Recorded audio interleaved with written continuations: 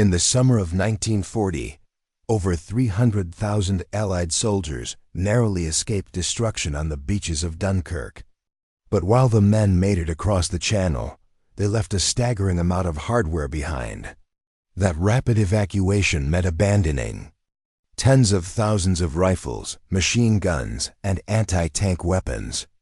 Britain was suddenly staring down a potential German invasion with a severely depleted arsenal.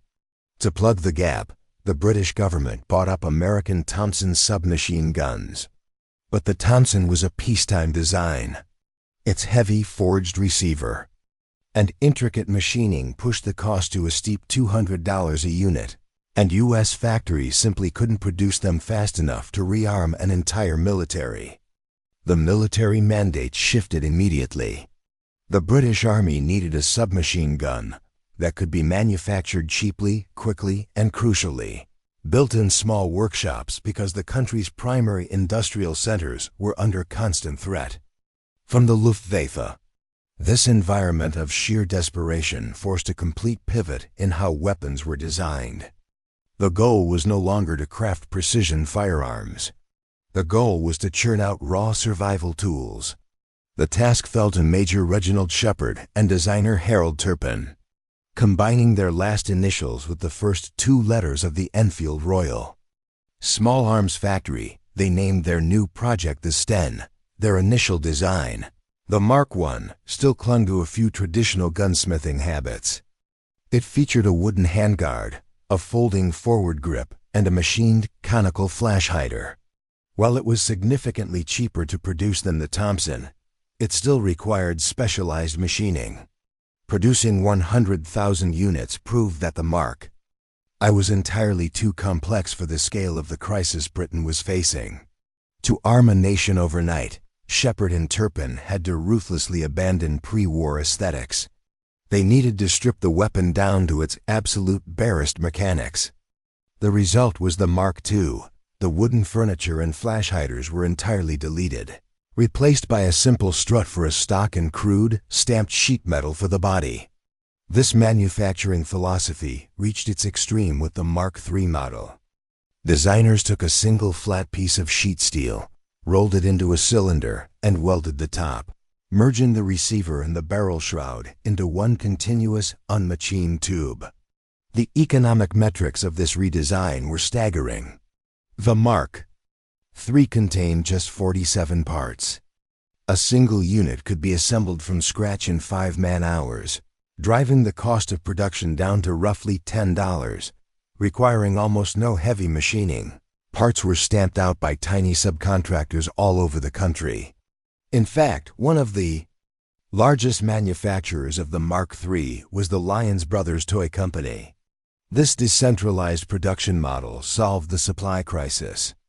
The British were producing millions of submachine guns, but they were doing it by handing their infantrymen a piece of cheap, highly temperamental hardware.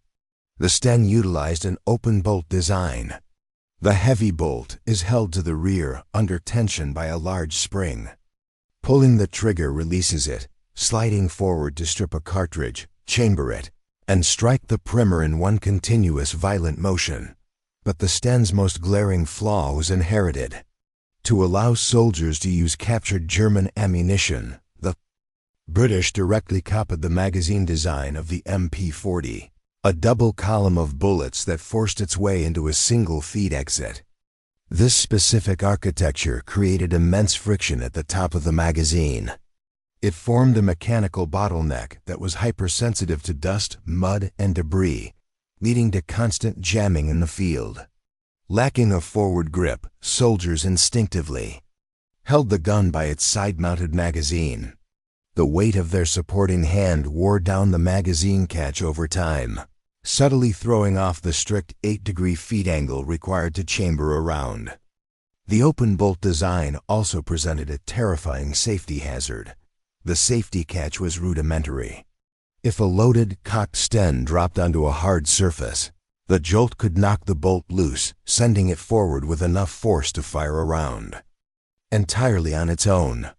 Between the feed jams and the constant threat of accidental discharges, Freight line infantrymen widely despised the weapon, quickly giving it the derisive nickname, the plumber's nightmare. But across the English Channel in occupied Europe, the perspective was entirely different. Underground resistance cells operating behind enemy lines viewed the crude weapon as a godsend. For a guerrilla fighter, the Sten offered precise tactical advantages. It had a slim profile, the barrel could be unscrewed and removed in seconds, and the magazine well could be rotated 90 degrees, so the entire gun could lay completely flat under a coat or beneath the floorboards of a car.